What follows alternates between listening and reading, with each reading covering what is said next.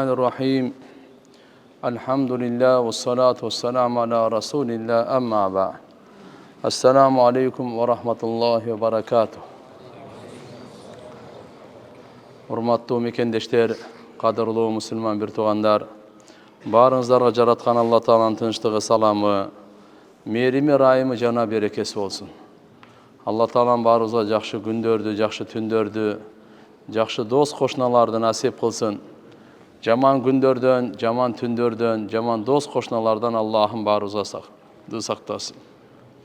Allah'a çeksiz şükürler, alkış maktolar. Allah'ım elhamdülillah nimetlerin adam eseptep bitpeydi. Biroq sizge bizge tartılağan en ulu iki nimet var. Biri Peygamberimiz sallallahu aleyhi ve sellem'de Allah Taala'm sizge bizge peygamber kılıp jiberdi. Peygamberimizin gelüsü Allah Taala'nın en ulu nimeti. İkincisi sizge bizge imandan berilüsü. Allah Taala'm iman bergeni bu sizlerge bizlerge elhamdülillah çoğun jakşılığı uşul. Бүткүл адам затка эң чоң жакшылыгы пайгамбарыбызды жиберди. Куткаруу үчүн, адам затына туура жолду көрсөтүш үчүн, шайтандын азгыруусунан сакташ үчүн, бактылыктын жолуна чакырыш үчүн пайгамбарыбыз саллаллаху алейхи ва салламды Алла Таалам мынакей жибергени бүткүл адам затка, бүткүл ааламга Алланын чоң ырайымы бул. Экинчиси бизге иман берди. Özüne işengenge, Peygamberimize işengenge, ahiretke işengenge iman verdi. Bul da Allah Taala'nın çoğun jakşılığı. Şoň üçin bularga Allah Taala'ga çeksiz şükürlerdi kılışыбыз керек tuğanlar. La in şakartum la zidannakum. Jaratkan Allah Taala öz aytkanda, eger sizler men nimatıma şükür kılıp otursaňarçı, köpöýtüp bere berem deydi. Allah köpöýtüp bere beret şükürdü. Şükürsüzlük bu şeytanın kol salusundan keyin bolot. Şeytan azgırganda şeytan öz aytkan. Ya Allah, pendelerimdi aldınan, artınan, oң jak, sol jagынан men azgırıp turam. Jыйынтыгында köpçülük pendelerimdi şükürsüz tabasın degende. Şoň üçin inşallah daima bizim dilimizde Allah'ın zikri olsun, Allah'ın şükürü olsun.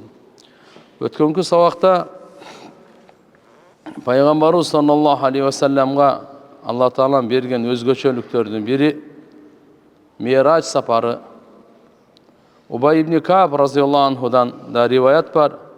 Peygamber sallallahu aleyhi ve sellem aytgan: "İza kana yevmen qiyama kuntu imaman nabiyyin ve khatibahum ve sahiba şefaatihim gayra fakhrin."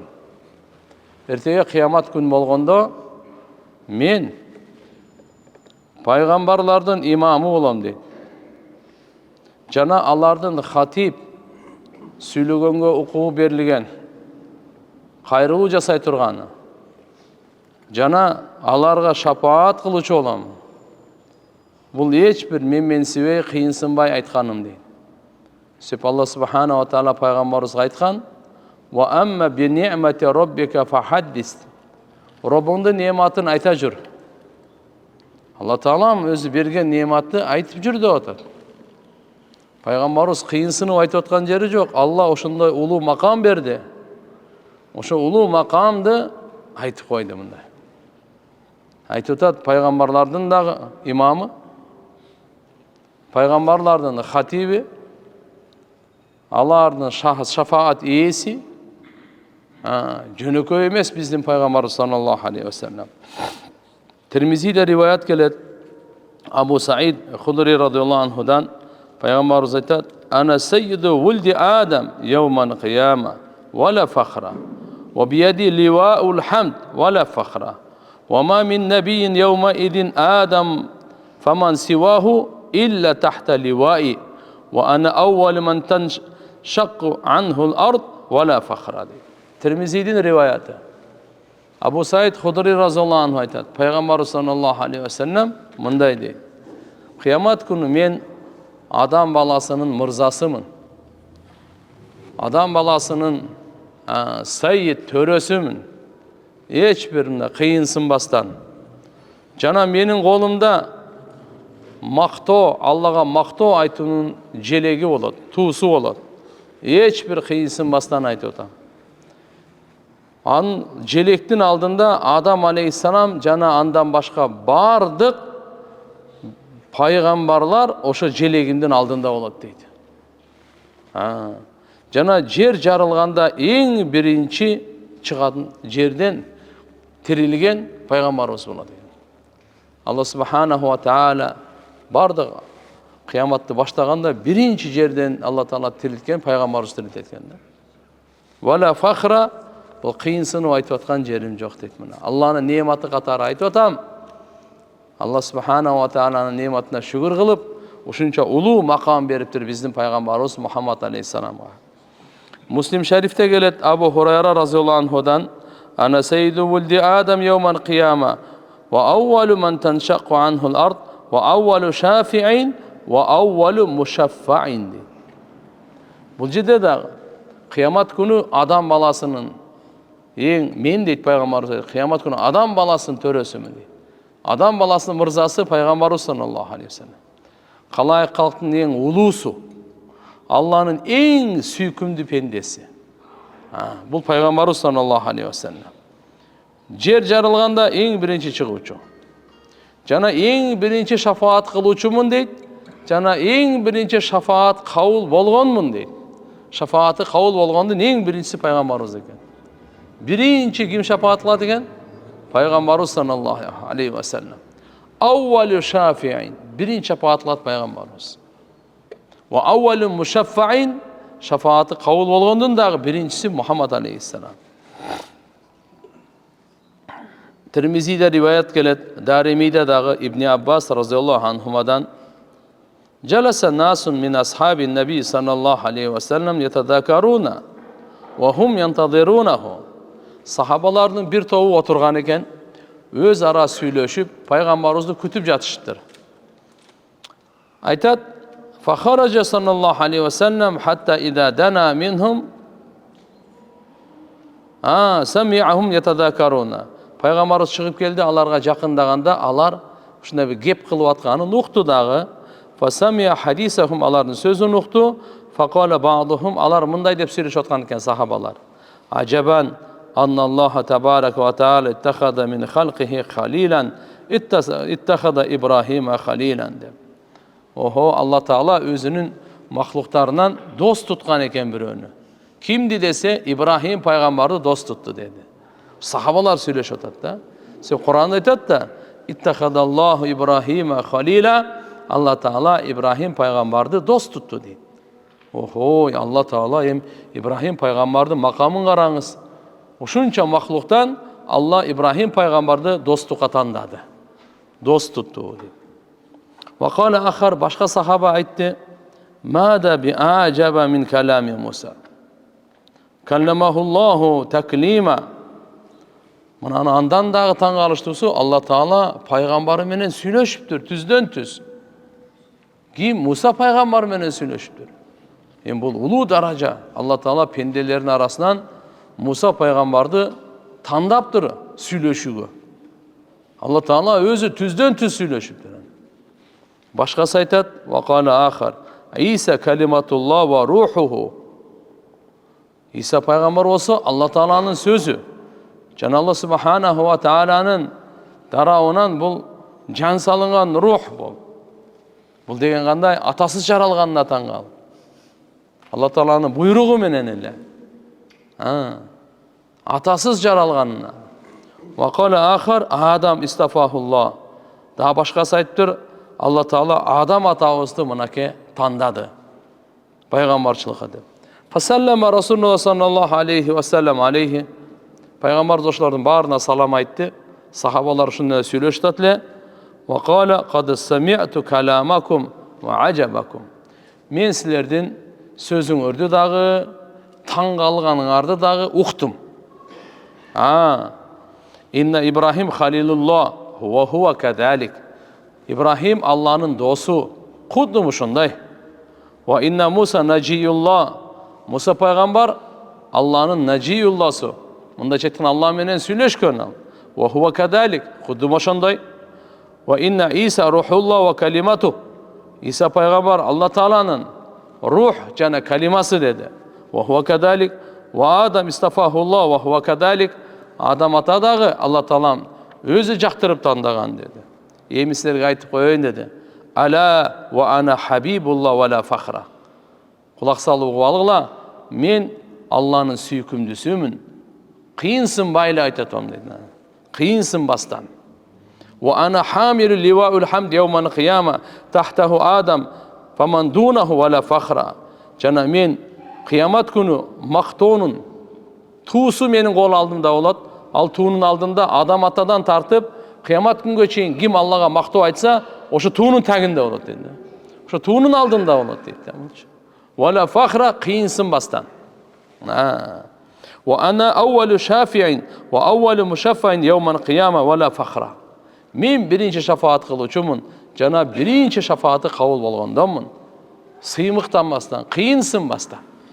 Ар бир сөзүн айтып атат, караңыз.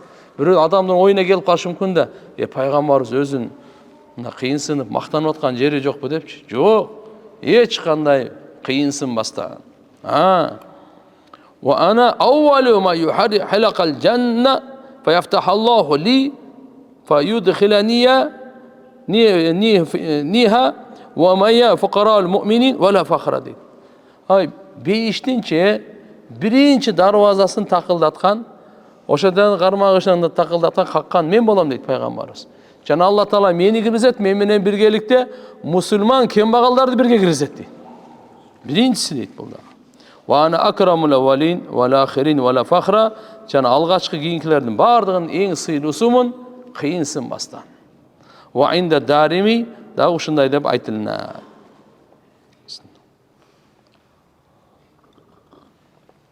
Ибн Аббас разияллаху анхудан риваят бар.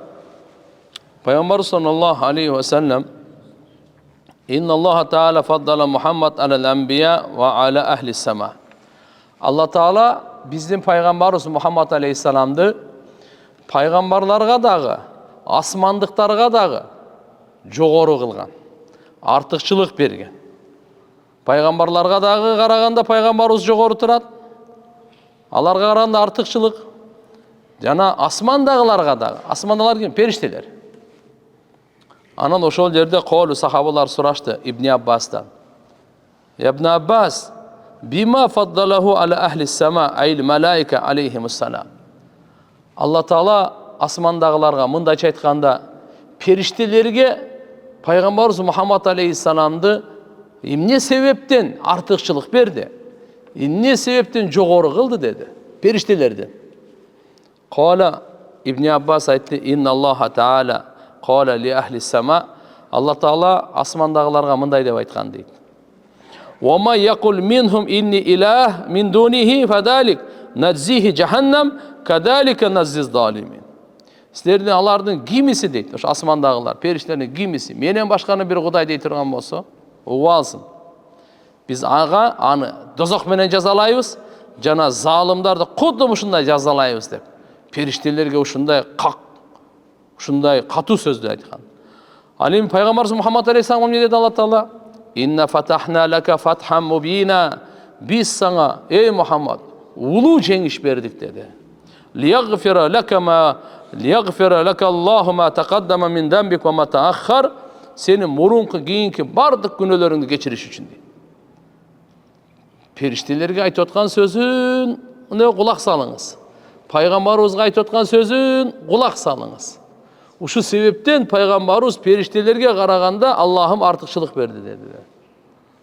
Экинчиси, пайгамбарларга болгон артыкчылыгы кандай деди эле?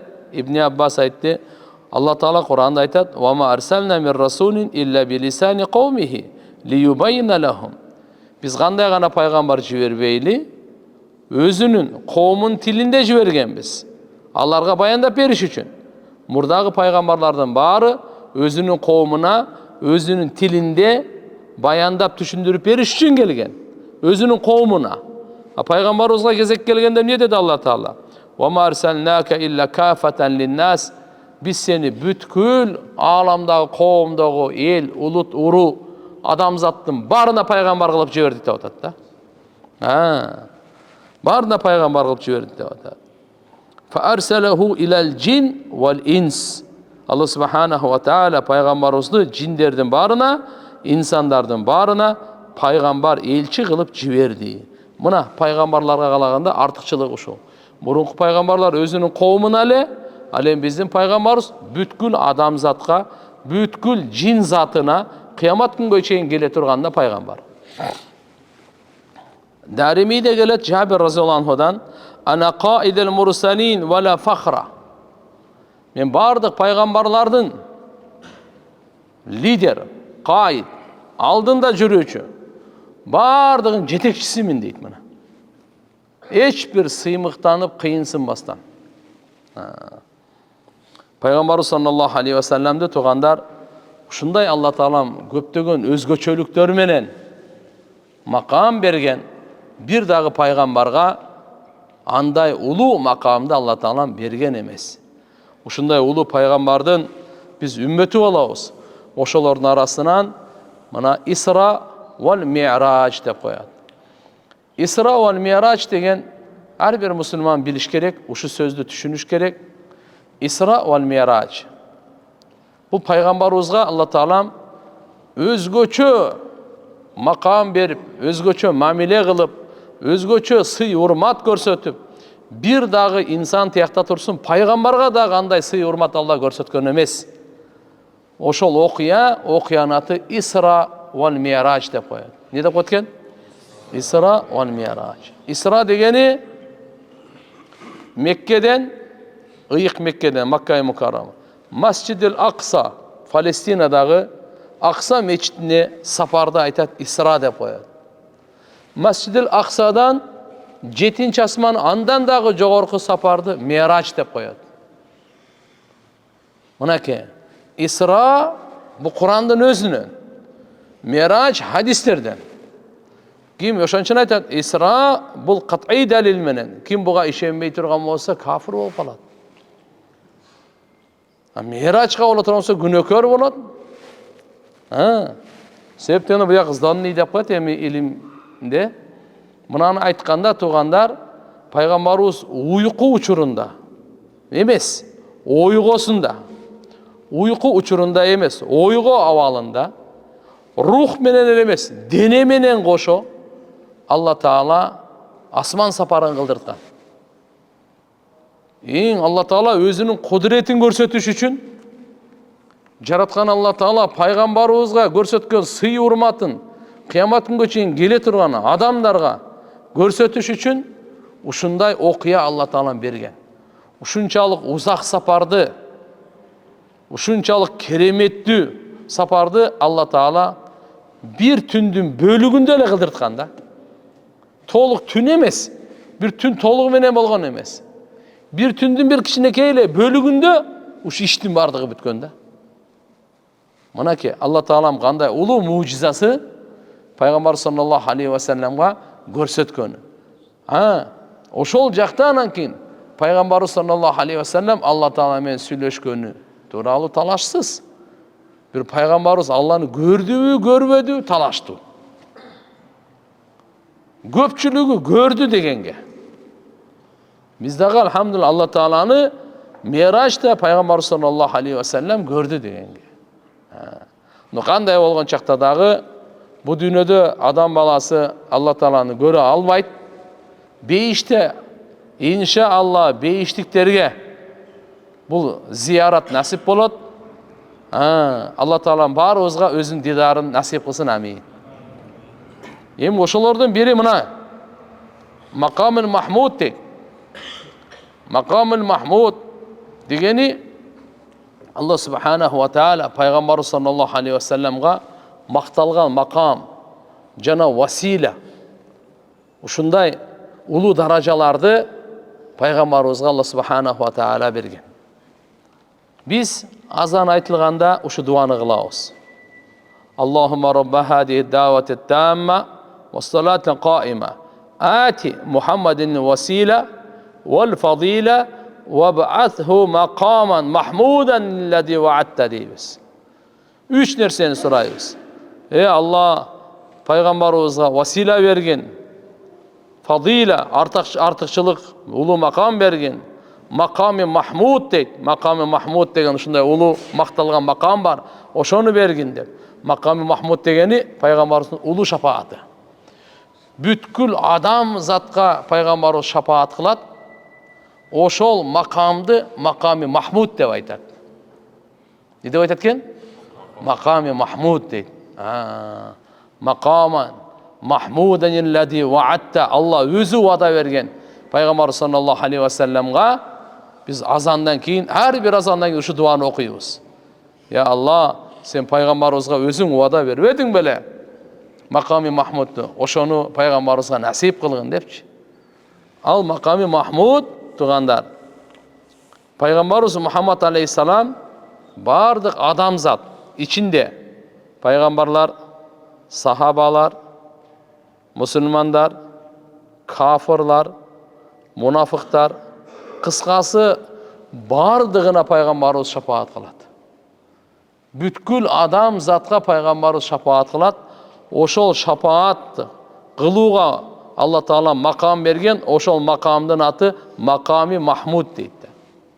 Vasile degeni bul özgöçö Allah Taala'nın bere turgan bir sый urmatı. Peygamberimiz aytkan, pendeler Allah Subhanahu wa Taala vasile dep koydu eken bul makamdı atı şunday. Bir ele insanga beriletken adam zatın. Men ümitim deydi Peygamberimiz. Oşol vasile sıylığın maňa beret ko deydi. Emne sıylığın?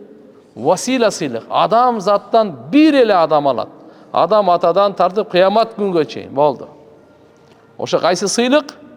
Vasile sıylığı, vasile uşunday makamı, darajası Peygamberimiz aytkan, ümitim deydi Allah Taala maňa oşonu beret. Kim maňa Allah Taala'dan vasilany sorasa, aga men şafaatım vacip bolat degen da. Şoň üçin biz Peygamberimizga vasile soraylı. Ne soraylı? Oşol vasile sıylığın, vasile makamın, ya Allah Peygamberimizga bere gör dep namazdan keyin, azandan keyinki dua oşol da. Bir günde 5 jol. Peygamberimiz aytdı. Kim sorasa Allah Taala'dan men üçün vasilany, aga men şafaatım neken? Vacip bolat dedi bunake. Şoň üçin inşallah Peygamberimizga daima ati Muhammedenil vasile. Ya Allah, Peygamber sallallahu aleyhi ve sellem'ga vasile bergin dep sorap turaylı da. Sorayız mı inşallah? Bu ulu makamlar, ulu makamlar. Allah Subhanahu wa Taala Peygamber sallallahu aleyhi ve sellem'ga bunday dayardap koygan tuganda. Kur'an'a geleyle. Bismillah.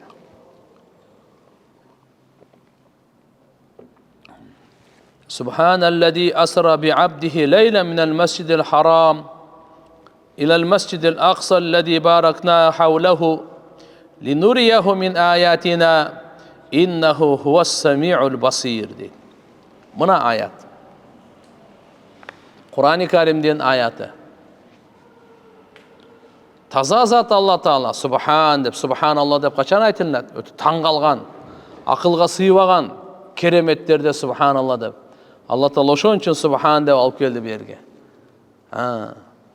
Taza zat asra bi abdihi leylen minel mescidil haram minel mescidil aqsa, özünün pendesin, tündösü alıp ketdi deydi da.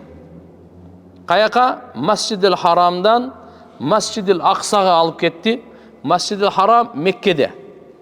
Mescid-i Aksa Palestina'da. İkon aralığı 1,5 kilometrede. 1,5 kilometreden aşarak boş gerek.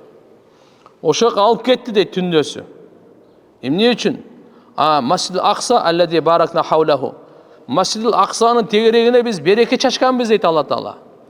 Oşo biz bereke çaşkan meçittin tegeregi Mescid-i Aksa'ga Peygamberimiz da alıp ketdi. Qayerden? Mescid-i Haram'dan. Mescid-i Haram ıyık meçitten alıp ketdi. Ne üçün? Linuriyehu min ayatina. Aga görsötübüz üçün özümüzdün kudret belgileribizdi, ayatlarыбызды, mucizalarыбызды görsötöylü dep пайгамбарыбызга ушундай сый урматты Алла Таала алхамдулилля мына Исра Мираж кечесин уюштурду. Туугандар, Меккеде пайгамбарыбыз саллаллаху алейхи ва саллям 13 жыл дават кылды. Тынымсыз, эс албастан. Кана Расулуллах саллаллаху алейхи ва саллям мутавасилал ахзан, даиматал фикр, ва лейсат лаху раха. Пайгамбарыбыз саллаллаху алейхи ва салламдан кыжалатчылык эч качан үзүлгөн эмес. Үзгүлтүксүз кыжалатчылык. Даими пикир. Ар дайым пикирде. Эч кандай эс алуу жок. Эмне үчүн кыжалат болот эле? Пайгамбар саллаллаху алейхи ва саллям кыжалат болгону үммөтүнө кыжалат болот эле. Эгер бул ыйман келтирбестен дүйнөдөн өтүп кетсе, ахиретте жайы кайда болот деп кыжалат болот эле. Дозокко түшпөсүн деп кыжалат болот эле. Ушу шайтанга жем болбосо экен, ушу кап бактылуу болуп калбаса, бактысыз болуп калбаса экен деп пайгамбарыбыздын кыжалатчылыгы үзүлбөйт эле пайгамбарыбыздан. Үзгүлтүксүз мутавасилал ахзан дейт. Даиматал фикр деген ар дайым пикирде. Канткенде ушу үммөтүм Алла Таалага баш ийет, Аллага моюн сунат деген пикирде болчу. Ва лейсат лаху раха, пайгамбарыбызда эс алуу жок болчу. Эс алуу жок эле. Биран Куран башталып түшө баштады Меккеде 13 жыл. Пайгамбарыбыздын 2 тиреги бар эле Меккеде. Бири Хадиче энебиз разыйаллаху анха пайгамбарыбыздын жубайы. Экинчиси Абу Талиб Хазрет Алинин атасы. Хадиче энебиз биринчи исламды кабыл алган эне. Пайгамбарыбыз саллаллаху алейхи ва саллям менен Аллаху акбар чогуу жашап, кыйынчылыкты көтөрүп, өтө зейиндүү, зирек, акылдуу, кыйын энеле Фатима энебиздин апасы да. Кимдин апасы экен? Фатима энебиздин апасы. Фатима энебиз бейиштеги аялдардын канышасы. Бейиштеги аялдардын канышасы ким экен? Фатима энебиз. Бейиштеги жаш балдардын мырзалары Хасан Хусейн разыйаллаху анхума. Фатима энебиздин балдары булар. Жөнөкөй эмес. Хадиче энебизге Алла Тааланын саламы келген. Алланын саламы келген. Хадиче энебиз малындагы, жанындагы эчтекесин аяган эмес пайгамбарыбыздын дини үчүн. Бирок экөө тең Абу Талиб дагы Хадиче энебиз дагы 1 жыл өтүп кетти. 1 жылда. Абу Талиб Хазрет Али разыйаллаху анхунун атасы ыйманга келген эмес. Бирок пайгамбарыбызга колдоо көрсөткөн. Пайгамбарыбыз саллаллаху алейхи ва салламды кичинекейинен чоңойткон. Пайгамбарыбызды аябай жакшы көргөн киши болгон. Пайгамбарыбыз чынчыл экенин билет эле. Просто гур намыстан ыйманга келбей койду. Алла Таала буйрган жок. Пайгамбарыбыз Алла Таала аят түшүрдү. Иннака ла тахди ман ахбабта, валакин Аллах яхди ман яша. Сен кимди жакшы көрсөң, ага хидаят бере албайсың. Бирок Алла кимди жакшы көрсө, ошого хидаят берет деген аят түштү. Абу Талибке пайгамбарыбыз барды, канча жолу барды. Ава, бир айтып коюңуз, кыямат күнү шафаат кылам. Бир эле айтыңыз. Жок, калима айтпай койду.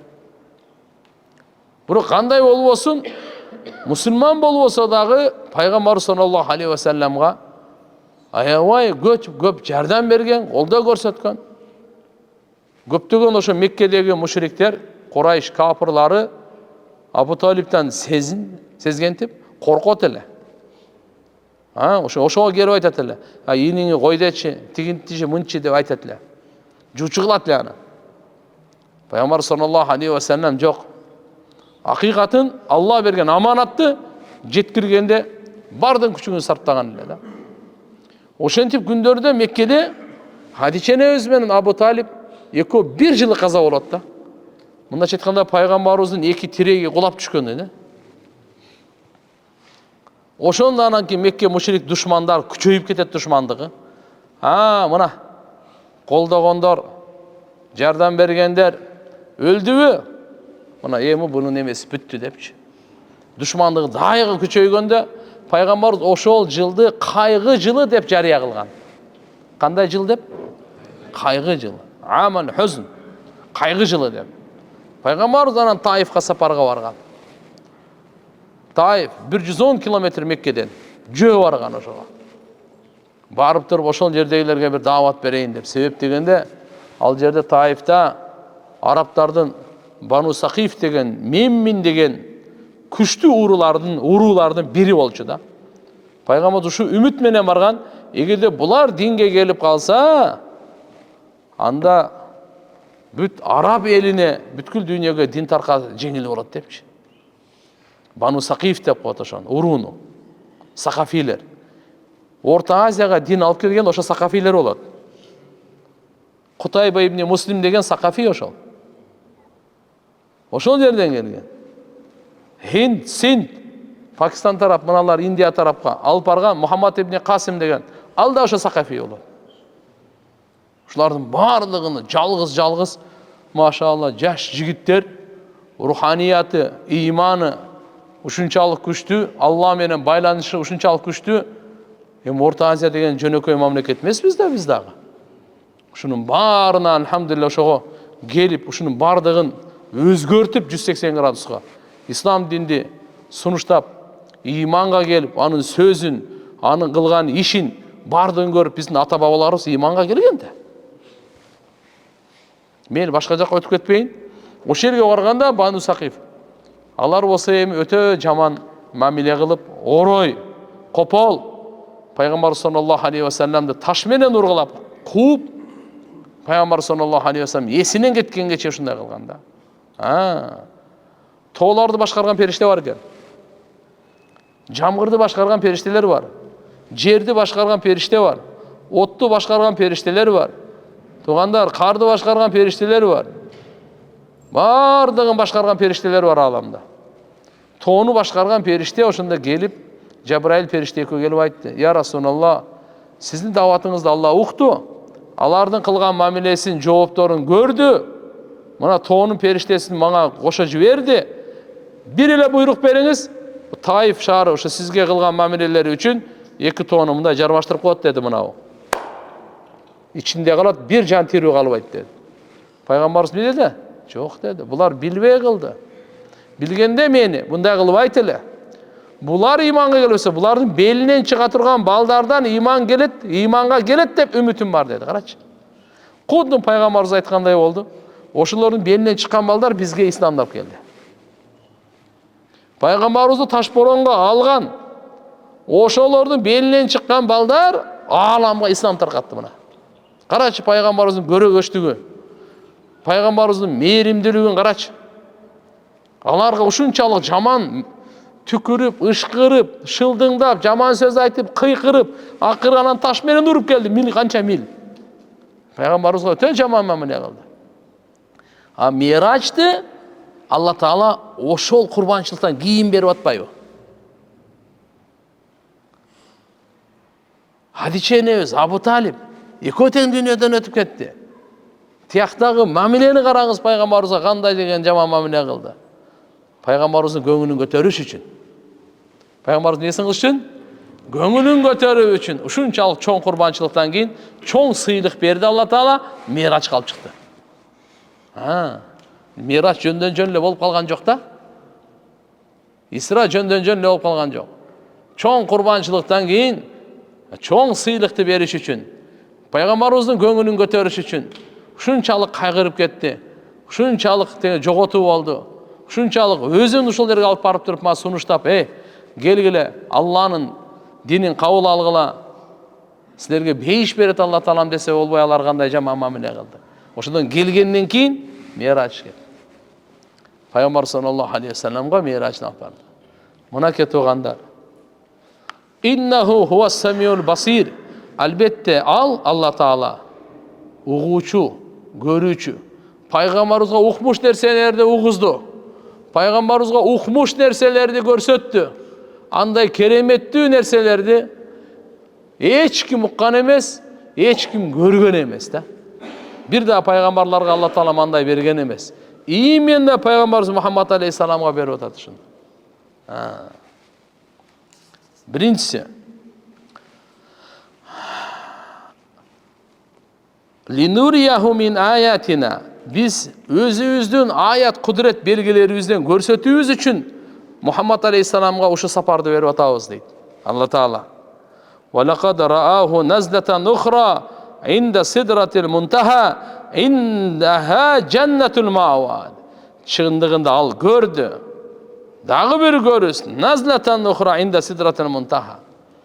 Tuğandarına 7. asmanın üstünde Sidratul Muntaha degen jeri var. Sidr dep lotos aytат, darak. Muntaha perişteler tokтой turgan jer. Adan ары perişteler bara alбайт да. Токтойт. Токтой турган жер, адамдын амалдары да ошол жерге барып токтойт, периштелер да ошол жерден токтойт. Андан кийинки ар жактагы система Алладан башка эч ким билбейт. Ал кайер десе Сидратул Мунтаха деген ошол лотос деп окшоштуруп айтып да, Сидратул Мунтаха анын тамырлары 6 асманда. Бутактары, жалбырактары бардыгы 7 асманда. Кандай чоң дарак, кандай чоң нерсе экенин там бере бериңиз. Ошол жерде Пайгамбар саллаллаху алейхи ва салламга Алла Таала өзүн зиярат кылдырып атат. Жабраил периштени дагычы оригинал шекилинде Пайгамбар саллаллаху алейхи ва саллам ошо Сидратул Мунтаханы алдында көргөн. Алдында көргөн ошондо. Болбосо Жабраил периштенин 600 канаты бар. Эки канатын ачса бүткүл ааламды жаап коет экен. Периштелер канаттуу болот. Периштелер кандай болот экен? Канаттуу болот. Периштелер нурдан жаралган. Периштелерде напси жок.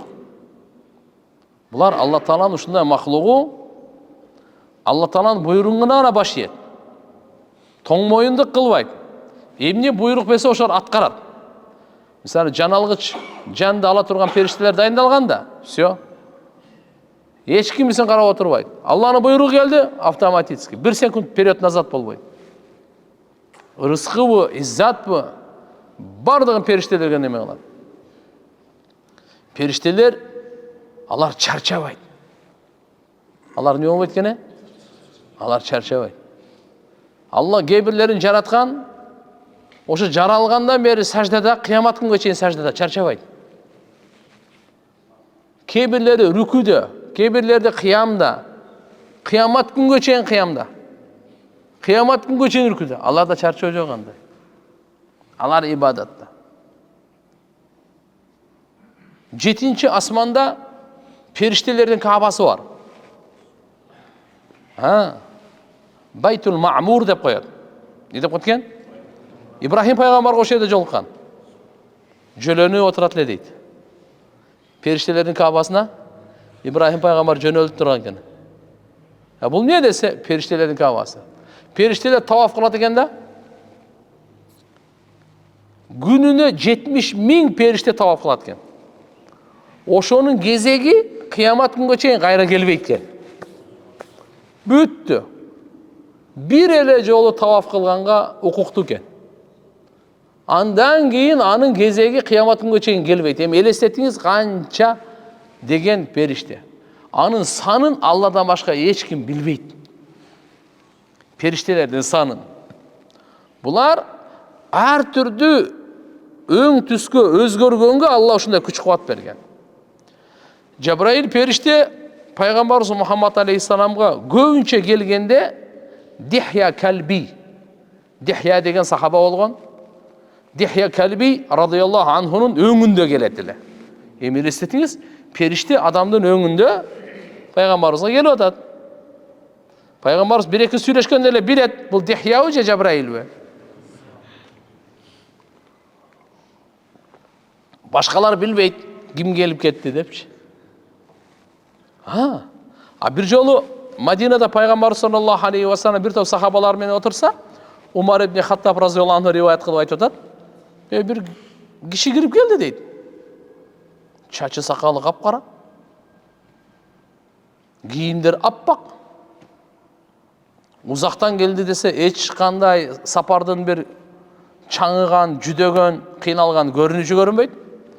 Жакындан эле келе калды окшойт десек, арабызда бирибиз да тааныбайбыз. келип эле пайгамбарыбыздын алдына тизелеп отуруп эле эки колун санына коюп пайгамбарыбыздан сурай баштады. О Аллахнын элчиси, иман деген эмне айтып коюңузчу? Ислам деген эмне айтып коюңузчу? Ихсан деген эмне айтып коюңузчу? Кыямат күн качан болот? Деп суроолорду бере баштады да. Пайгамбарыбыз баарына жооп бергенден кийин баарын тастап окуя бүттү, ал чыгып кетти. Пайгамбар ошол жерде отурган сахабаларга айтты: "Мына билесиңерби, мына азыр келген ким?" дегенде, "Жок, билбейбиз, ким?" dedi. Пайгамбар айтты: "Жабраил" dedi да ана. Жабраил dedi. "Атакум юаллимукум динакум." Силерге диниңерди үйрөтүш үчүн келди dedi. Сахабалар бар да чоң сахабалар отурат эле. Силерге диниңерди үйрөтүш үчүн келди. Таза кийинип, ак кийинип жүргүлө. Илимди жашында алыш керек экен. Ошон үчүн чачы кара, сакалы кара болуп келди да. Ак кийим менен келди. Адеби менен отурду. 3 нерсени сурады. Дин деген 3 нерседен турат. Иман, ислам, ихсан. Айтыңызчы. Иман, ислам, анан ихсан. Ушуну эми өзүңүзгө суроо бериң. Билесизби сиз? Билсеңиз, нур үстүнө нур. Эми экинчи ойлонуңчу, ушуну аялыңыз, үй бүлөңүз билеби, билбейби? Биринчи, өзүңүз ушуну билсеңиз, нур үстүнө нур. Машалла, куттуу болсун дейбиз. Өтө жакшы. Диниңизди билет экенсиз.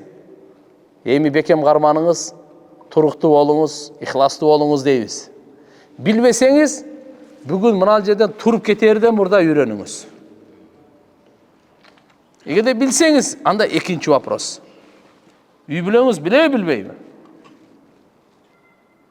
Эгерде билбесеңиз, бүгүн барып бисмилла дегенден уктап калса, эртең. Уктай элек болсо, хотя бы ушуну айтып калыңыз. Эгерде үй бүлөңүз билсе, нур үстүнө нур, алхамдулилля, фабиха. Андан кийин, ушуну биздин элибиз билеби, билбейби? Биринчи өзүбүз, экинчи үй бүлөбүз, үчүнчү кими? Элибиз. Үммөт. Дин дегенде мынаке 3 нерсени айтып атабыз. Иман, иманда 6. Ислам, исламда 5. Ихсан, ихсанда 2. Эсте калабы? Иманда канчада? 6. Biz өзүбүздүн атыбыздан жакшы билишибиз керек да ошонучу. Атың ким десе айтабыз го? Же унутуп калабызбы? Же чында? Карап коюңуз, кабырга барганда биздин атыбызды сурабайт. Сен атың ким депчи? Фамилияңды сурабайт. Мынаны сурайт, мына айтканды сурайт. Ахиретте полный ушу сурак боюнча. Бирибизди тияк-бияк канча жыл жашадың, канча балалуу болдуң, канча акча таптың, канча акча жоготтуң, суроо жок алар эми. Сурай турган мыналардан. Ошон үчүн иншалла ар бирибиз иманда 6, исламда 5, ихсанда канча? 2. Ушуну пайгамбарыбыз жооп берди, жооп бергенден кийин эле анан сразу суроону башка укка өткөрдү дагы айтты мындай деп. Кыямат качан болот деди сразу эле. Кыяматтан кабар бериң деди. Кыямат качан болот деди. Пайгамбарыбыз айтты. Суралганга караганда, то есть суроочуга караганда сурап атат ким? Жабраил. Суралган ким? Пайгамбарыбыз саллаллаху алейхи вассалам. Суралганга караганда суроочу биричүрөөк деп койду, өзүнө таштап койду. Дагы мындай деди. Билбейт дегенге алып келди.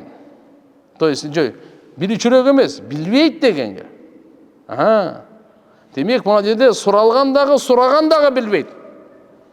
Эмне үчүн айткан жок? Мен деле сен деле билбейсиң деген. Жок. Кыямат күнгө чейин ким кыяматты качан болот деп сураса, кимден суралса, экөө тең билбейт. Ошого точка койду пайгамбарыбыз. Болсо Жабраил экөө сурап башынан эле, "Я Мухаммад качан болот?" ушундай суроолор берип аткан да. Жабраил мындай деп сурап берген. Ал адам келбетинде келген да. Иман деген не деди пайгамбарыбыз айтты. Иман сен Аллага иман келтиргениң, мындай. Ислам кандай? мындай намаз окуганың мындай. Ихсан кандай? Сен Аллага ушундай ибадат кылганда, сен деп мындай айтылган да. А бул жерде кыямат качан болот дегенде, пайгамбарыбыз жоопту совсем башкача калып кетти да. Не деди? Суралган дагы суроочу дагы билбейт. Эмне үчүн ушундай кылдым? Сен билбейсиң деген жок. Мен билбейм деген жок. Суралганда суроочу деп аалымдар айтышат. Кыямат күнгө чейин ким кыямат жөнүндө сураса, же кимден суралса, экөө тең билбейт. Эч качан билбейт. Ушунун бардыгына сабак берип койду. Анан кыяматтын белгилерин сураганда пайгамбарыбыз кыяматтын белгилерин айтты. Ошондон кийин Жабраил периште чыгып кетти да.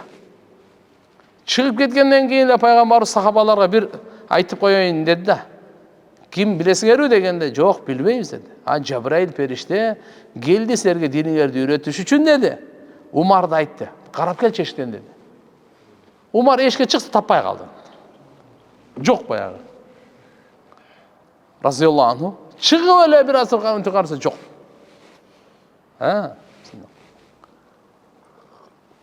Ошон үчүн азыр айтып кетели, иманда канча дедиге? 6. Биринчи, Алла Таалага иман келтирүү. Экинчиси, анын периштелерине иман келтирүү. Үчүнчүсү, анын китептерине иман келтирүү. Төртүнчүсү, анын пайгамбарларына иман келтирүү. Бешинчиси, жараткан Алла Тааланын тагдырына, жакшылык, жамандык Алладан деп иман келтирүү. Алтынчысы, кыямат күнгө иман келтирүү. Өлгөндөн кийин тирүүлүү ак деп, кыямат күнгө иман келтирүү. Мына 6. Эсте калабы? Исламда 5. Ал кайсы десе, биринчиси шахадат. Күбөлүк. То есть күбөлүк берүү да. Не деп? Бир Алладан башка сыйынга ылайыктуу зат жок. Мухаммад Алланын элчиси деп. Экинчиси намазды тургузуу, үчүнчүсү зекет берүү, төртүнчүсү орозо тутуу, бешинчиси ажылык кылуу. Кеттикпи? Ихсан да эко. Ихсан да эко дегени Алла Тааланы көрүп тургандай ибадат кылууң деди. Бул ихсан экен. Алла Тааланы кандай? Көрүп тургандай. Эч ким көрө албайт. Бирок көрүп тургандай, как будто көрүп тургандай ибадат кылуу. Эгерде Алланы көрүп тургандай ибадат кыла албасаң, Алла мени көрүп турат деп ибадат кылуу. Кандай? Алла мени көрүп турат. Алла мени көрүп тургандай эмес, ал конкретно эле көрүп турат ал. Чүнктү Алла мени көрүп турат деп ибадат. Ушунун аты ихсан. Мына ушул азыркы иман, ислам, ихсан, ушунун ичинен бардыгы таркайт. Макулбу? Бардыгы намазга дааратыбы, таяммуму, гусулу уже кетет, башталат. Зекеттин ичиндеги бая садака, үч өрфеттер садака бардыгы. Ажылык, умралар кетет тиягынан бардыпчы. Иманга келе турган болсоң 73-төн 79 бутагына чейин кетет ара. Ихсанга келе турган болсок, бул ибадаттын ичин бардыгын камтыган. Ошон үчүн биздин динибиз общем, ошон үчүн жакшы түшүнүп алайлы. Иман, ислам, ихсан. Ушу үчөөнү бириктирип пайгамбарыбыз дин деп айтты. Үчөөнү бириктирип не деп айтты? Дин деп айтты. Айтты да: "Атакум юаллимукум динакум." Ал келди Жабраил периште силерге диниңерди үйрөтүш үчүн деп, анда мурунку сурактардын бардыгы сураган, сахабалар угуп турушкан. А бул эң таң калыштуусу мындай болду да. Пайгамбарыбызга келип, "Иман не?" деп сураса, пайгамбарыбыз жооп берди. 6 тең айтты.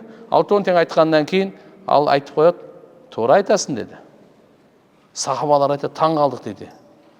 Кандай биринчи сурап алат дагы, анан кийин пайгамбарыбыз жооп берип койсо, "Туура айтасың". Значит, бул билетиге окшойт деди. Туура айтасың дегенде караганда, ошондо биз таң калдык дейт. Умар разияллаху айтат да, ушул жерде таң калып калдык дейт. Чото бул башка бир нерсе бул. Экинчи, исламды сураганда пайгамбарыбыз 5 тең айтып берди. Өзү көбүнчө адам билбеген нерсесин сурайт да. 5 айтып берсе, туура айтасың деп коет дейчи. Дагы таң калдык дейт. Бул кандай бул деди. Ихсанды айтса, жооп берди, 2 айтты. Пайгамбарыбыз да дагы айтып коет, туура айтасың дейт. Ар бирине. Ошон үчүн туугандар, иншалла мына нерсени эске алабыз, туугандар. Сидратул Мунтаха каерде? 7-асмандын үстүндө. Каерде экен? Indaha jannatul ma'wa, jannatul ma'wa. Ошо 7-нчи асмандын үстүндө Jannatul Ma'wa, Сидратул Мунтаха жерде эмес. Ошондой эле Jannatul Ma'wa тугандар мына бейиштин бир бейиш бирөөсү, бай 8 эшиги бар го бейиштен, 8 деп айтат го. Ушунун бирөөсү Jannatul Ma'wa. Фирдаус деген да бейиш бар, Райян да бейиш бар, Наим деген да бейиш бар. Угуп жүрөсүздөр го. Адын деген бейиш бар. Бирөөсү Ma'wa. Бирөөсү кандай экен? Ma'wa. Ошо Ma'wa бейиши дагы ошо Сидратул Мунтаханын жанында дейт. Себеп дегенде Инда Сидратул Мунтаха, Индаха Jannatul Ma'wa. Ошонун жанында Jannatul Ma'wa деген бейиш. Ma'wa деген бейиш. Райян дегендей, Фирдаус дегендей, бисмилlah. Албетте, асмандын ал үстүндө анын шып потологу бар го, Алла Тааланын аршы дейт. Алла Тааланын аршы дейт. Мына ушул жерде пайгамбарыбыз саллаллаху алейхи ва салламга көрө турган күч берди. Бекем жүрөк берди. Себеп Алла Тааланы көрүү да тамаша эмес да. Ага кандай көз керек, Алла Тааланын сөзүн укканга кандай кулак керек? Ушул жерден байкасаңыз болот, пайгамбарыбызга Алла Таалам кандай көздүн күчүн берген, кандай угуунун күчүн берген, кандай бекем жүрөк берген. Ошон үчүн айтат да, Каф вал Кур'анил Маджид деген Каф сүрөсүндө башында келет. Каф деген бул тамга, Каф. Бунун маани максатын Алладан башка эч ким билбейт деп айтат. Бирок муфассириндер болжолду ойлорун айтышкан. Каф деп пайгамбарыбыздын жүрөгү деген, калп деген сөз. Эмне үчүн десе, пайгамбарыбыздын жүрөгү адамзаттын эң мыкты жүрөгү Мухаммад Расулуллахтын жүрөгү. Эң күчтүү жүрөк Мухаммад Расулуллахтын жүрөгү. Эң таза жүрөк Мухаммад Расулуллахтын жүрөгү. Эң ырайымдуу жүрөк Мухаммад Расулуллахтын жүрөгү. Эң батыр жүрөк Мухаммад Расулуллахтын жүрөгү. Эң кең жүрөк Мухаммад Расулуллахтын жүрөгү. Эң күчтүү жүрөк Мухаммад Расулуллахтын жүрөгү. Кур'анда Алла Таала айтат, эгерде биз тоонун үстүнө таштай түшүргөндө тоо майдаланып кетмек дейт. Талкаланып кетмек мындай. Тоо бар го, тоо. Кум болуп кетет эле, кум. Ошондой салмактуу, орундуу Кур'ани Каримди пайгамбарыбыздын жүрөгүнө түшүрүп атат Алла Таала. Пайгамбардын жүрөгүнөн башка эч ким көтөрө албайт Кур'анды. Пайгамбарыбыздын жүрөгүнөн башка эч ким Кур'анды көтөрө албайт. Пайгамбарыбыздын жүрөгүнө түшүрдү. Андан кийин алхамдулилlah, андан кийин келди, баарыбызга жетти. Ошон үчүн мына жердеги ошо айтылганы пайгамбарыбыз саллаллаху алейхи ва салламга Алла Таала башкача жүрөк берген, башкача көз берген, башкача кулак берген. Мен эсимде бар. Мына жогору көтөрүлөсүң го, тез көтөрүлгөндө кулагың чымырап кетет экен да. Мына Буржу Халифа дегенге барып калдык. Бир 10-15 жыл мурда. Окен ошондо жалган айтпасам. Анан ошол жерде 124-нчи этажда окшойт. Ошого чейин чыктык. Лифт скоростной экен. Мулар ооруп кеттим еримчи. Тез көтөрүлөт экен, аябайчы. Аябай тез көтөрүлөт экен. Эми сиз элестетсеңиз, ал Буржу Халифа мына 800 метр эле жерде эле. Каерде? Ана Аламиди мазарга чейин эле мына. Нерде эле да, жерде эле. А самолет көтөрүлгөндө бир 10 километрге чейин барат да, 11-12 тегерегинде элечи. Ошол жерде ош базар да. Ошога түз мына чыгып көрүн кандай болот экен. Эми кокус Кудай сактасын. Где-то бир канча бир 100 километрге, хотя бы мен Токмокко чейин ушундай көтөрүлүп көрсөң кандай не болсун? Өзүң таппай каласың да. Кысат адам. Көтөрүлө албайсың. Көтөрүлө албайсың мына жарым саатынлар барды. Себеп дегенде асманга көтөрүлгөн сайын кысымдуулук бар. Не бар экен? Кысымдуулук. Ушуну Кур'анда Алла Таала айтып койгон. Ясса'аду фис-сама. Асманга көтөрүлгөндө кысылып көтөрүлөт экен да. Канчалык көтөрүлгөн сайын кысылат. Ошондо түтөктөп коебуз го я. 4-5 километр бийикке барып ошо жүгүрүп көрчү эмне болот экенсиң. Кысып салат да. Андан бийикке дагы кысат. Ошон үчүн эми элестетип көрүң деди, 100 километр жогору барсаңыз эмне болосуз? Самолетуңузду таппай каласыз. Жок, кысып салат. Эми мына жерден биринчи асманга чейин 500 жылдык сапар. Бул биринчи асманга чейин эле. 500 жылдык сапар. Иә. Мына көрүп турасыз го? Ушуга 500 жылдык сапар. Кайсыны скоросту боюнча айтылган эмес. Куштун сапарыбы, же велосипеддикиби, же жүгүргөнбү, же баскандыкыбы. Бирок көпчүлүк аалымдар айтылган жарыктыктын сапары. Жарыктык бар го, мына жарыктык болсо скорость света деп коет муну. Бул 1 секундта, 1 секунд, 1 дегенде 300 000 километрге жүрөт да бул. Канча? 1 дегенде канча кетет экен? 300 000 километр. Жердин тегереңи 40 000 тегереңинде эле. Бул 7 жолу айланып коет 1 дегенде. Монун скоросту. Ушундан 500 жылдык сапар. Сиз мынаны элестетсеңиз, пайгамбарыбыз айткан, биринчи асмандын алдында мына жериң бар го. Ээн тала чөл бар го. Ошого шакекти ыргытып бергендей болот деген. Ушунчалык кичинекей шакекти. Мен көбүнтө самолетто учканда мына Казакстандын таласын карап калам.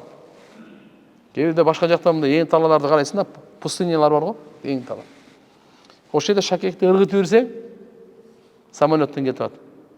Дүрбү бинокль менен карабам таппайсың да. Мына жер биринчи асманда карабам таппайсың. Ушунчалык кичинекей вообще издеп таппайсың. Бардык жагынан асман. Бизге мына верх жагы эле көрүнөт да. А так жок, мына жер турат го, полный асман мындай.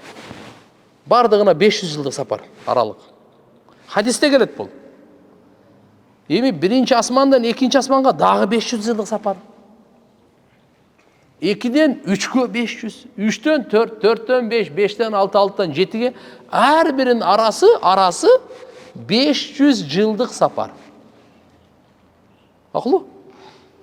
Ар биринин алдында биринчи асман 7 жер мененче, экинчи асмандын алдында баягындай чөлдөгү шакек болуп калат.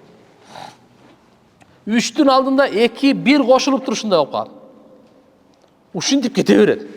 Мындайча айтканда пиязды элестете бериң да. Пиязды элестете бериң. Макулбу? Анан эң ушу 7 жер 7 асмандычы, ушунун бардыгын өзүнүн ичине камтып алган курси деген бар. Не деген бар экен? Курси. Васи'a курсиюхус самават вал ард. Алла Тааланын курсиси 7 асман 7 жерди өзүнө камтып алган. Ичинде 7 жер. Курсийдин ичинде 7 жер, 7 асман, полный. Жер каякта калып кетти, жердин үстүндө биз каякта калып кеттик, вообще жок болуп кетесиң да совсемчи. Совсем жок болуп кетесиң, бул галактикага келгендечи. Эми арыштын алдында курси баягындай болуп калат дейт хадисте, пайгамбарыбыз айтат. Арыштын алдында курси 7 асман 7 жерди өзүнө камтып алган курси. Ошо ээн талада шакектей болуп калат дейт да. Элестетиңиз, Жаннатул Маъванын патологу Алланын аршы. Арш экен да патолог. Мына тугандар, эми пайгамбар саллаллаху алейхи ва саллям Алла эми ошондой көтөрүлгөнгө канча кулактын күчү керек деп айтам да. Айта турган жерим ушер болчу. Көтөрүлгөндө ал башка кулак чыдамак эмес. Башка кулак чыдай албайт ага. Ай, мынерде эле. Каерде экен? Алматанын ар жагында эле дегенде. Ай, мынерде эле болуп калат да. Биз айга барып келип кыйынсынып атпайбы бардыгы? Көкүрөк чап, айга барып келдик эле, айга барып келдик. Мына Гагарин чыкты мындай деп. Мына көп болсо ошого деле бир көп болсо канча? 60-70 жыл көп болсо. 69-жылдан 71-жылга чейин американецтер айга 6 жол чыгып барып келген. Алар ушунда барып туруп, ал жактын топурактарын, тияк майда чүдөлөрүн алып келдиген. Алар көбүнчө таккык деп коет, мындай изилдегенге күчтүү эл экен да. Изилдеп келип, ушундай тыянакка келишкен. Бул ай бар го, бир учурда күйүп турган экен, жалындап турган экен, анан өчүрүлүп калган экен дейт. Азыр биз мыналардын өзү составтарын карасак, чото бир убакытта күйүп турган, кийин өчүп калган да күл бар го. Ошондой деп тыянак чыгарышкан. Кур'ан-ы Каримге карасаң, Кур'ан айтып атат, биз күндү, айды жалындуу, нурлуу, оттуу кылып жараттык дагы, күндүкүн калтырып, айдыкын өчүрүп койдук дейт. Мына сага. Айдыкын эмне кылып койду дейт? Ошолорго айтмакчымын да, эмне кыласың анча кыйналып, Кур'анды эле окусаң керек. 14 кылым мурда айтып койгон, Нобелевский премияны давно алмаксыңар. Там бериш керек да Кур'анга. Алланын китеби бул. Бунун ачылыштары, субханалла, эч ким дакан ача албайт го. Кичинесин баягы Валерий Порохов айткандай, бул ошо 4% эле ошо ачылыш неме болуп атат деген да. Ал өзүнүн түшүнүгүнчө ошончо айтса керек. Но кандай болгон чакта дагы туугандар, ошончо сапарды бир түндө болуп атат. Канча болуп атат? Бир түндүн болгондо дагы бир бөлүкчөсү. Арабта мындай деп коет, лейлен деген накра деп коет да булчу.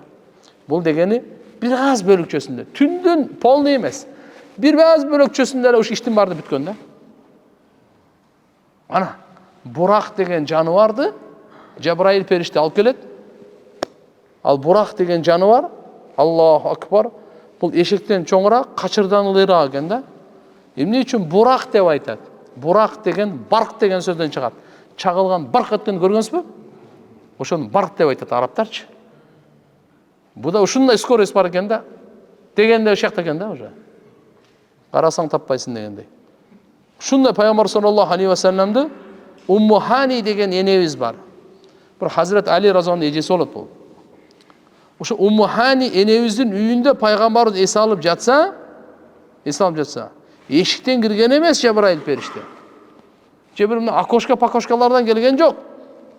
Şıptan düşkön, mağanday ol. Kayaktan düşkön egene? Üstüden öyle düşkön. Emni, buğa çeyin anday gelbeytile de, buğa çeyin, bunday eşikten ele geleçele de, bunday. Abuçni ileçi. Bunday ele geletile de. Ушул жолу келгенде, каяктан келген экен? Шыптан эле түшкөн да. Пайгамбар ошондо эле сезген, чото бир башкача окуя күтүп турат окшойт бизди депчи.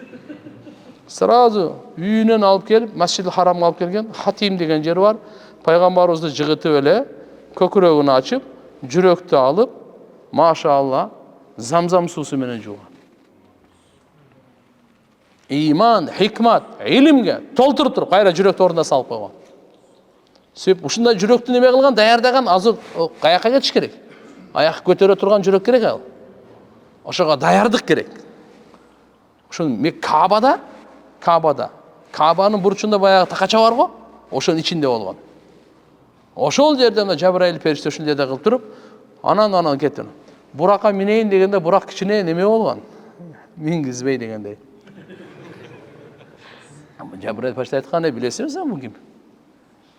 Мингенден кийин анан ошол жер түп-түз кетип атат, Масжидил Аксага барды. Түнү сапар качан болгон экен? Иштин баардыгы улуу иштер түндөсү болгон туган. Кур'ан түндөсү түшкөн. Кур'ан качан түшкөн? Түндөсү түшкөн. Инна анзалнаху фи лейлатил кадр. Алла Таала айтат, биз түшүрдүк Кадыр кечесинде, Кадыр түнүндө, Кадыр күнүндө эмес. Кайсы? Кадыр күндө эмес. Кечеде түшүргөн. Пайгамбарыбыз Алла субханаху ва таала мына жерден алып кетти. Лейла минал масжидил харам илал масжидил акса. Бул Кур'ан тугандар. Берекесин жадырган ошол жака алып барды. Эмне үчүн? Алла Таала улуу, керемет, касиет Алланын белгилерин көрсөтүш үчүн линурияху мин аятина ана мужизаларды көрсөтүш үчүн. Ушунун бардыгы мужиза да. Адамдын акылына жетпей турган нерсе. Себеп биздин акыл кичинекей тугандар. Сиз ойлой бербеңиз да, акылыңызга эмне макул болсо, ошону кабыл алып, акылыңыз кабыл албаса кабыл албай турган. Жок, сиздин акыл өтө кичинекей. Сезимдерден жогору турат акыл, бирок вахиден төмөн турат. Вахи деген кудайлыкка бар. Айвандарга Алла Таалам сезим бергени менен акыл берген эмес. Ошон үчүн акылга биз алардан бир карыш жогору турабыз. Аларда көзү, мындай көз сезим бар алардачы. Уга турган да сезим бар. Макул, жыттай турган сезим бар, даамдай турган сезим бар. Аларда өзү 5 сезим бар да, 5 сезим органы бар. Көрө турган, уга турган, даамдай турган, жыттай турган, кармай турган. А билде мына стакан экен да, бул пластилин эмес да. Мен сразу жүрөккө бул жактан информация келди, бул пластилин эмес. Эмнекени? Пластилин эмес. Мынаны кармап көрдүм, бул темир эмес, сразу эле айттым да. Түшүндүңбү? Ысыкпы же муздакпы? Сезим орган бар го? Бул 5-чи. Бул айвандарда деле бар. Айвандарда ысыксын алып келиң, качат ал. Тура береби? Жок, сиз ал деле билет, аны карап турупчу. Сезим органдары бар. Даамда буларда бар, жытта да бар, көз да бар, кулакта бар. Бул 5 сезим органы айвандарда бизде барыбызда бар. Наоборот, айвандарда бизге караганда күчтүүрөөк аларда. Ушул жагын күчтүү берген. Агалардын угусу күчтүү. Айткан пайгамбар саллаллаху алейхи ва саллям кабырда азапталганды айвандар угат экен. Инсан менен жин укпайт экен. Пайгамбарыбыз айткан, мен силерге эгерде угузуп койгонумда, силер өлүктөрүңөрдү кабырга койбой коет элеңер, көмбөй коет элеңер. Өлүктөрүңөрдү көмбөй коетуңар, көмбөй коесуңар. Карачы. Эмне үчүн? Коркуп да. Ошондой азапка ким, мисал, атасын алып барып таштасын, ким апасын алып барып таштасын, ким досун же аялын, бала чакасын алып барып таштасын. Кудай сактасын, эгерде азап чыныгы бизге көрсөтүп отурган болсо. Иман жакшы амал менен кеткен болсо, машалла, бейиштин бакчасы, ал проблема жок. Бирок Кудай сактасын, имансыз, жакшы амалсыз кетке турган болсо чатак да ал.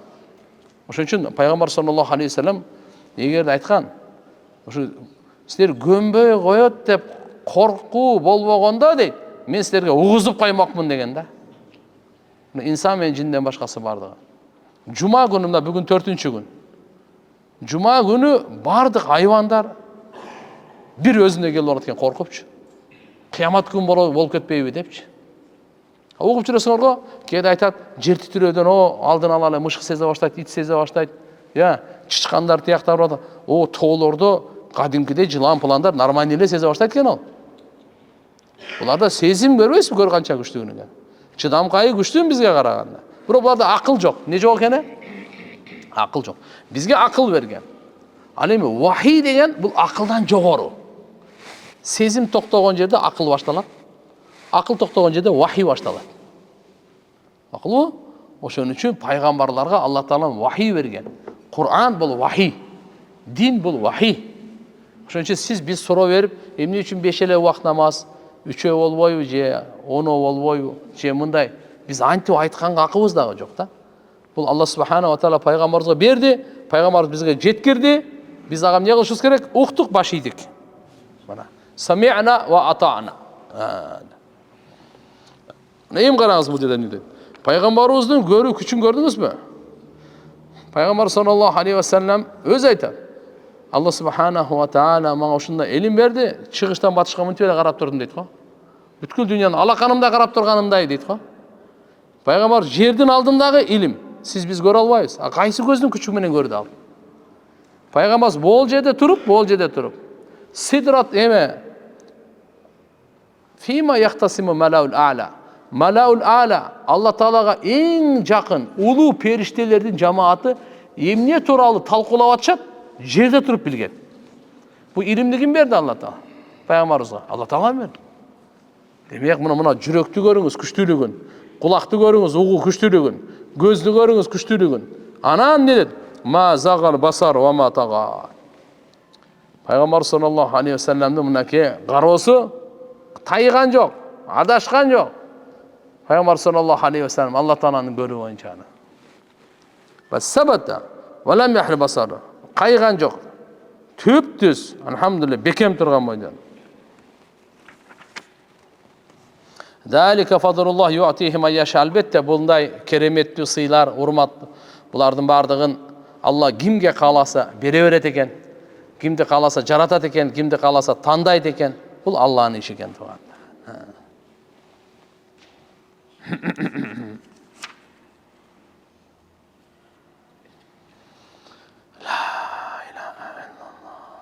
Эмне үчүн субханаллади деп субхан деген сөздөн баштады десе, тасбих менен. Бул далалат кылат ала камали кудратиллахи таала ва азамати кувватихи. Бул Алла субханаху ва тааланын кудретинин кемелдигине далалат кылат. Күчүнүн улуулугуна далалат кылат болчу. Bunday чоң иштерде пенде ажиз экенине далалат кыла турган. Ошон үчүн Алла Таала субхан деген сөз менен алып келди. Мактоо болсун ушундай затка өзүнүн пендесин түндүн бир бөлүгүндө Масжидил Харамдан Масжидил Аксага алып кетти деген жок, мактоо болсун деген жок. Не деди? Субхана деген менен. Атайы ушундай адамдын таң кала турган сөз менен алып кетти. Субханаллади халакал азважа куллаха мимма тунбитул арду ва мин анфусихим ва мимма ла я'ламун. Мына Ясин сүрөсүндө дагы кандай келет. Таза зат, ал зат бардык нерселерди жуп-жуп кылып жаратып койду. Өсүмдүктөрүбү, айвандарыбы, жандыктарыбы, канаттууларыбы бардыгы жуп-жуп. Так Алла Таала өзү эле. Жер өстүргөн нерселерден, жана силер өзүңөрдүн жаныңардан, жана алар билбеген нерселердин барынан дейт. Фасубханаллади хина тумсун ва хина тусбихун деген аятта дагы мынакей. Эмне үчүн мына кечкиртип, таң аттырып атасыңар? Бул түн менен күндүн алмашуусу тамаша эмес бул. Кичинекей нерсе эмес да. Мына түн бар го, башыбызда турат го, эшикке чыксаң түн го. Бул кичинекей нерсе эмес бул. Биз жөн эле көнүп калып эле, түн болду, күн болду жашап атабыз да. Эми кичи ой жүргүзгөн берген эмне экенин. Бул түн каяктан алып келди? Кичинекей бир комнатага караңгылыкты алып келиш кыйын да. Бүткүл ааламды караңгылык менен басып коюш. Бул жөнөкөй нерсе эмес да. Ошондой эле караңгылыкты кетириш да кыйын. Караңгылыкты кетирип көрчү, кетире албайсың азыр. Бардыгын Алла Таала мындай кылып эле кетирип койду. Ошон үчүн мына жерде ушундай моменттерде Алла Таала субхан деген сөзү менен баштайт. Субхан деп, там берип койгула биягына деп. Акылыңар алсыз, өзүңөр ажиз. Куранга там бергиле деген сөздөн. Караңгылыкты Алла субхана ва таала урап. Куранда айтат.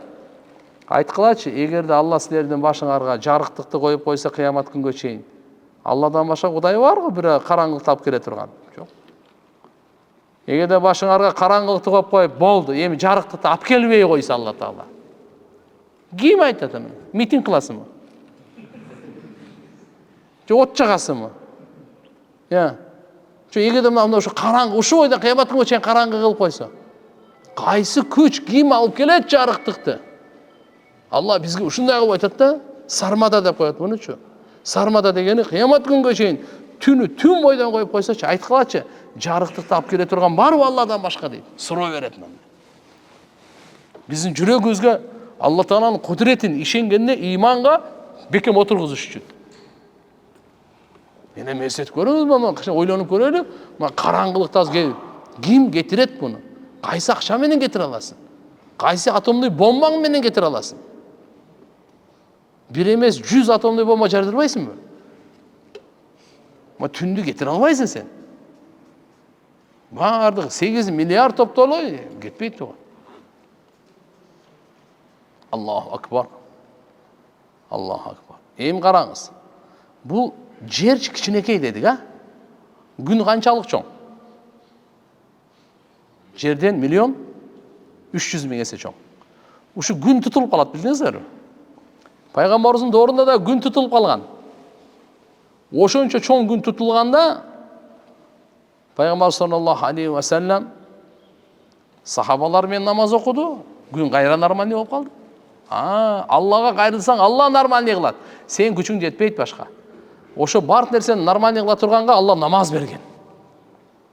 Ошону кусуф, хусуф деп коет бизде. Намаздын түрлөрү бар бизде. Бизде жума намаз, тарави намаз, фарыз намаз, 5 убакыт намаз, тахажжуд намаз, жаназа намаз. Токтоп тур, bundan башка да намаздар бар. Мына күн тутулганда, ай тутулганда Жамгыр жаабай койгондо Алладан жалдырап жалбырай турган. Бул Алла Тааланын махлугу, сиздин биздики эмес да. Күндү бирөө жараттым деп айта алабы? 8 миллиардтын бирөөсү айта алабы? Ким күндү жараттым деп айтат? Өзү ал деле ойлонот да, мен күн мага чейин деле бар эле. Туурабы? Ана мага чейин болбосо деле ону ким кантип жаратат? Ойлонбойсуң ана ошо жөн эле бар болуп калды ана. Ушундай чоң нерсени жарата алган сизди бизди жок кылып кайра баргылыш Аллага эмне кыйын? Эч кандай кыйын эмес. Ошон үчүн ахиретке ишенели, бейиш бар, дозок бар, эсеп китеп бар, Алланын алдында туруу бар, амалыбызды оңдойлу, жакшы иштерди кылайлы, жаман иштерди таштайлы, жакшыны көбөйтөлү, жакшылыкта жарышайлы, жамандыктан сактанайлы, качайлы, адашып кокустан кылып алсак тооба кылайлы, ошого пайгамбарыбызды угуп жашайлы. Бир эле сөз. Пайгамбарды уккула деди Алла Таала, баш ийгиле деди, жакшы көрүлө деди, бергенин алгыла деди, тыйгандан тыйылгыла деди. Пайгамбарыбызга окшогула деди. Берген. Мына пайгамбар саллаллаху алейхи вассалам адам алейхиссалам. Аракет кылабызбы?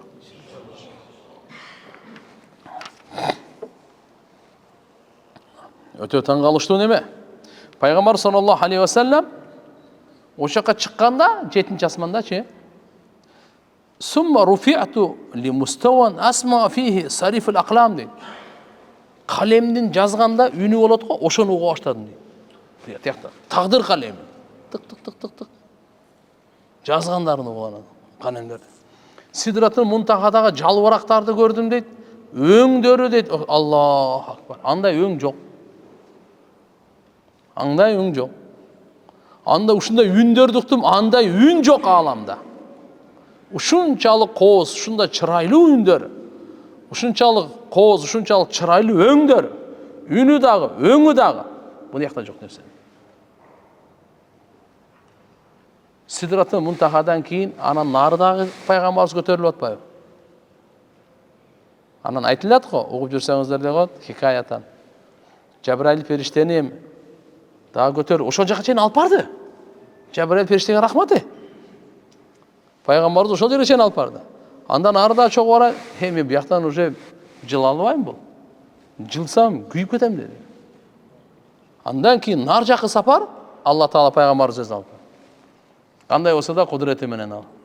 Аны Алла билет, пайгамбарыбыз билет, башка эч ким билбейт. Жолукканда ана пайгамбарыбыз Алла Таалага эң биринчи жолукканда эле саламдашууда аттахияту лиллахи вассалавату ваттайибату деп саламдашканда. Мына Алла Таала айтты: "Ассаламу алейка айюхан набийю ва рахматуллахи ва баракату" dedi. Пайгамбарыбыз буга жооп кайтарып: "Ассаламу алейна ва аля ибадиллахи салихин" dedi. Бул экөөнү сүйлөшүп атканды уккандан кийин периштелердин ар бири ашхаду ан ла илаха иллаллах ва ашхаду анна мухаммадан абдуху ва расулу dedi. Ушунун бардыгы аябай жаккан экен, бизге берип койду аттахиятта. Муну айтып жүргүлө деп. Эстеп жүргүлө деп. Маанисине көңүл бургула деп. Намазыңар кандай руханиятка чыгат. Бул жөнөкөй сөздөр эмес да бул. Аттахият лиллахи. Аттахияттын бардыгы Аллага таандык. Вассалавату Аллага таандык. Ваттайибату Аллага таандык. Алымдар мындай деп чечмелешкен. Аттахияту тил менен болгон жакшы амалдардын бардыгы Аллага таандык. Сиз чын сүйлөдүңүз, адилеттүү сүйлөдүңүз, Аллага зикир кылдыңыз. Мисалы, Кур'ан окудуңуз, жакшылыкка чакырдыңыз, зикир кылдыңыз, дуа кылдыңыз. Тил менен тилге байланыштуу канча жакшы амал болсо, ушунун бардыгы Аллага таандык. Алла үчүн болсун деген сөз. Аттахият лилла вассалавату.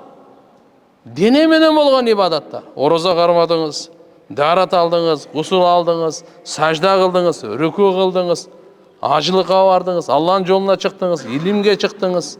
Şu дене менен болгон ибадаттарды. Машалла, адалдан таптыңыз колуңуз менен, адалга сарптадыңыз колуңуз менен, таразадан алдабадыңыз, бирөөгө зулумдук кылбадыңыз. Gözіңізді арамдан сақтадыңыз, құлағыңызды арамдан сақтадыңыз, алқымды арамдан сақтадыңыз, денеңізде бардық, денеңіздің бардығы.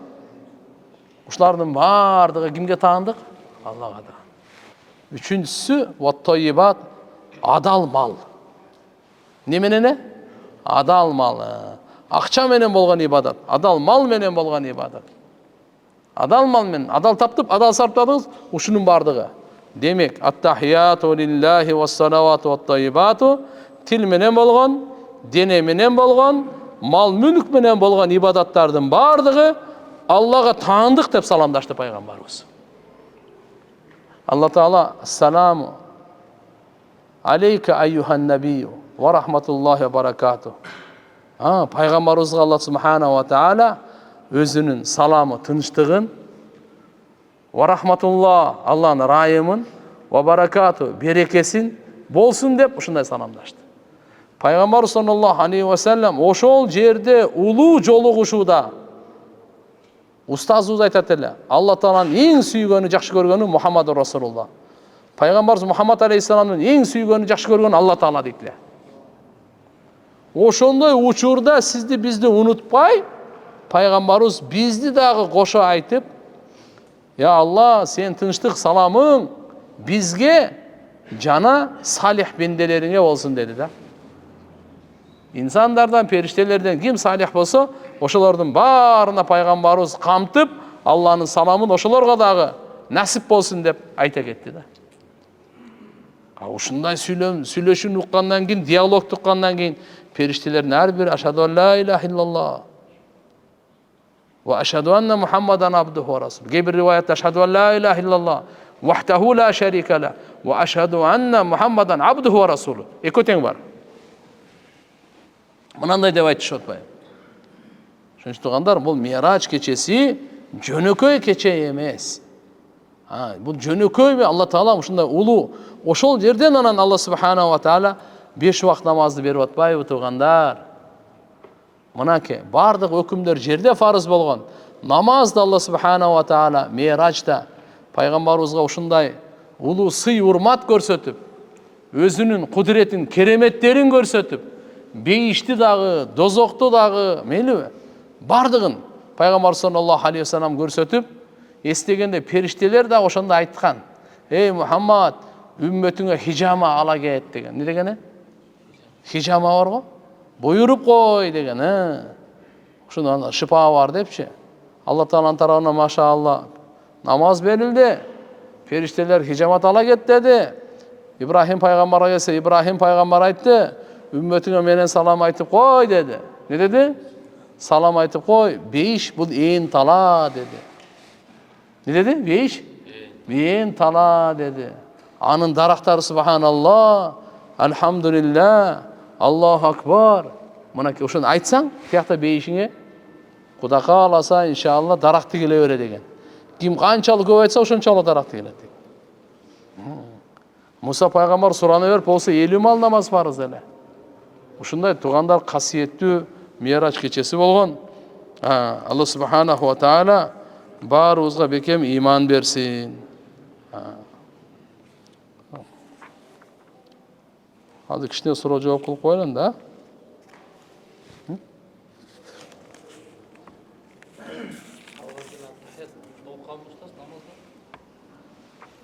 Iya. Кандай? Да. Ат-тахиятты сахабалар окуганбы дейт. Пайгамбарыбыз өзү окуган. Бардык сахабалар окуган. Бардык үммөткө берилген да бул беле.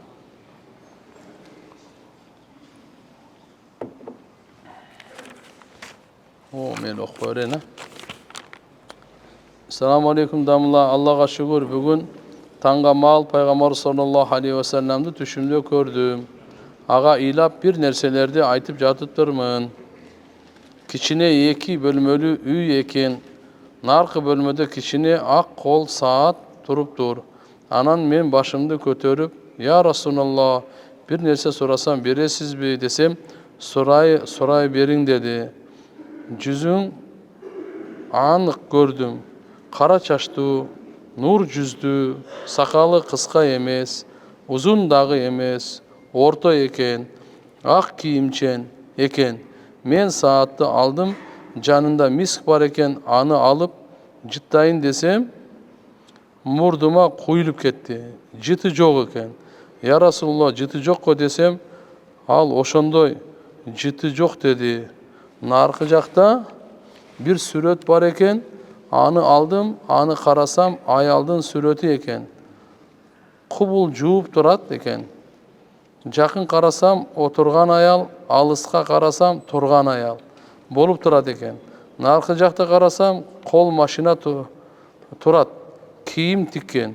Аны жанында bir адам, аны дағы сұрап андан сұрап ал деді, берет деді. Бирок мен сұравадым. Ошону менен ойгонуп кеттим.